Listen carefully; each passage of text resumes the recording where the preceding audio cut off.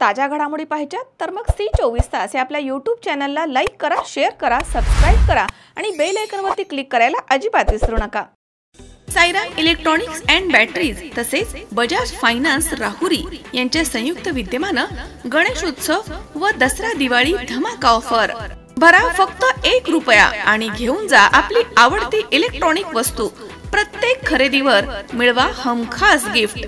पहिलं बक्षीस electric bike, दुसरा बक्षीस 43 इंची LED टीव्ही, तिसरं बक्षीस फ्रीज, चौथं बक्षीस वॉशिंग मशीन, पाचवं बक्षीस आटा चक्की। सायरा इलेक्ट्रॉनिक्स अँड बॅटरीज, खरेदी विक्री संघ, व्यापारी संकुल, नगर Manmad road, Rahuri. Saidam hospital test tube baby centre. मी डॉक्टर स्वप्नील माने, स्त्रीरोग, वंध्यत्व व दुर्बीणद्वारे शस्त्रक्रिया तज्ञ। आमच्याकडे दुर्बीणद्वारे शस्त्रक्रियेसाठी लागणारे सर्व अत्याधुनिक उपकरणं अवेलेबल आहेत। त्यामध्ये 3D 4D कॅमेरा, तसेच रुग्णांना 10 ते 20 ml रक्तस्राव होतो। पेशंटला खूप आरामदायी ऑपरेशन होतं। सूक्ष्म आजार बाहेर काढले जातात। 10 पटीने पेशंटच्या अवयवांचं निराकरण करता येतं आणि आजाराचं उच्चाटन केलं जातं। साईदाम हॉस्पिटल लॅप्रोस्कोपिक सेंटर आणि test baby centre, court area, Bhagyashree हॉटेलच्या पाठीमागे, राहुरी। राहुरी नगरपालिकेने आदिवासी समाजावरती अन्यायकारक प्रभाग रचना करून STचे आरक्षण इतर प्रभागांमध्ये केल्याच्या निषेधार्थ आणि इतर सामाजिक मागण्यांकरिता 19 सप्टेंबर रोजी राहुरी नगरपालिकेवरती वंचितच्या वतीनं जवाब दो मोर्चा आयोजित करण्यात आला आणि याबाबत नगरपालिका प्रशासनाला निवेदन देण्यात आलंय।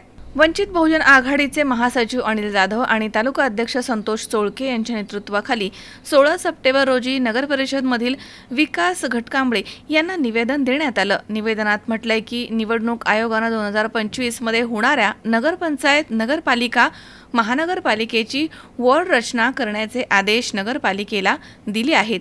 ही वॉर्ड रचना करताना राहुरी नगरपालिकेमध्ये स्थानिक राष्ट्रवादी आणि भाजपच्या पुढाऱ्यांनी हस्तक्षेप करून आदिवासी वस्त्या आपल्या फायद्यासाठी इतर वॉर्डामध्ये ढकलल्याचं काम करून आदिवासी समाजाच्या मतांची ताकद कमी करण्याचे महापाप केल्याचं निदर्शनास आलंय।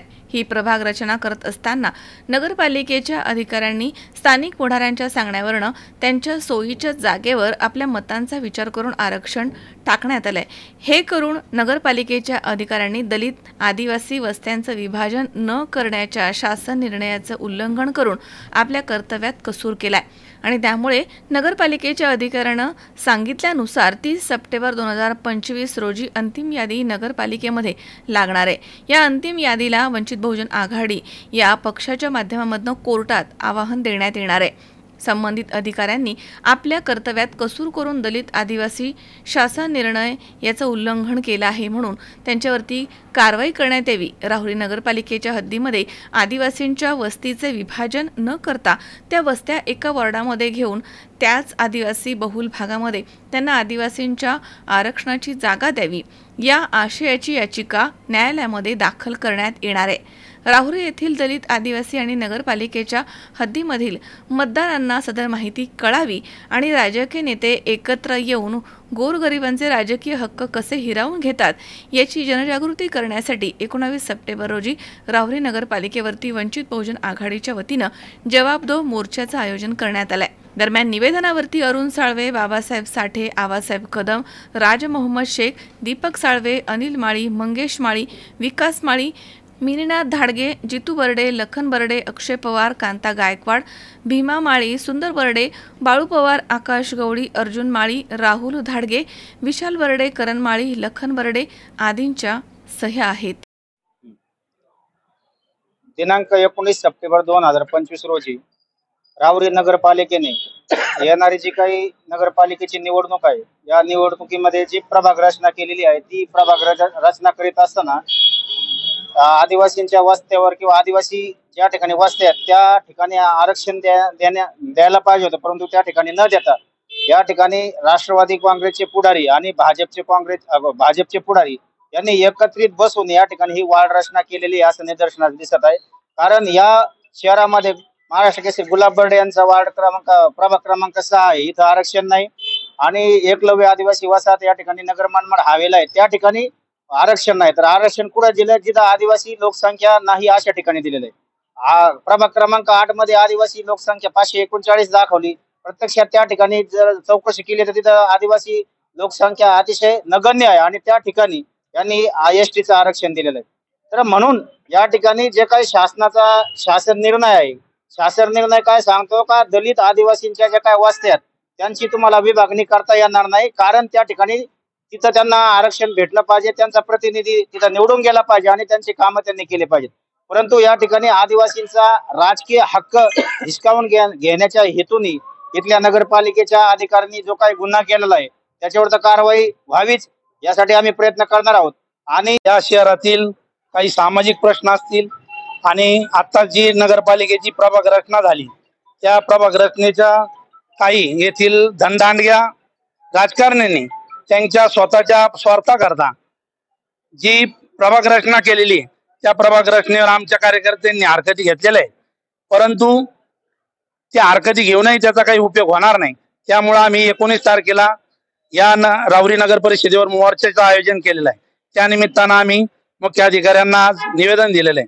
त्याच्यामध्ये आदिवासी पाडा असेल, त्याच्यानंतर बौद्ध वस्ती असेल, या वस्त्यांचं हे विभाजन केलेलं आहे. त्याच्यामध्ये एक तर ते गाडगेबाबा आश्रम शाळेकडे 539 मतदान दाखवलेले आदिवासींचं, तिथं ते ऑलरेडी मतदानच नाही. आणि मग हे लोकसंख्येच्या नुसार तिथं आरक्षण पडायला पाहिजे राहुरी शहरामध्येच, परंतु ते इतर वार्डामध्ये नेलेलं आहे. तर त्याचा जाब विचारण्याकरता आम्ही 19ला इथं मुख्य अधिकाऱ्यांना जाब विचारणार आहे आणि त्यांनी त्या दिवशी जर व्यवस्थित उत्तर दिले नाही, त्याच्यामध्ये जर बदल नाही केला तर आम्ही त्यांच्या तोंडाला काळं भासणार आहे. आणि एवढे करून ते जर त्याच्यामध्ये त्यांनी कारवाई नाही केली तर आम्ही राहुरी नगरपालिकेचा विषय हा कोर्टामध्ये नेऊन ही निवडणूक आम्ही लांबवणार आहोत.